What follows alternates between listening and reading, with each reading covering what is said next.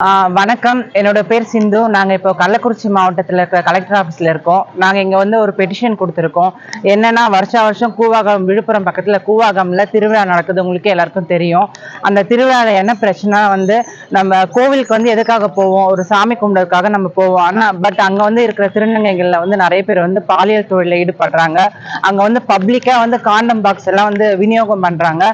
அதை வந்து நாங்க தப்புன்றதுக்காக ஒரு கோவில்ல வந்து நம்ம சாமி கும்பிடுற இடத்துல வந்து இந்த மாதிரி காண்டம் பாக்ஸோ இல்ல திருநங்கைகள் வந்து பாலியல் தொழில் பண்றதோ வந்து அதை நாங்க தப்புன்றதுக்காக இப்ப நாங்க அதுக்கு ஒரு மனு கொடுக்கறதா கலெக்டர் ஆஃபீஸ் வந்திருக்கோம். அதை வந்து அவங்க கண்டிப்பா நடவடிக்கை எடுக்கிறேன்னு சொல்லியிருக்காங்க. அந்த காண்டம் பாக்ஸ் எல்லாம் ரிமூவ் பண்றேன்னு சொல்லியிருக்காங்க.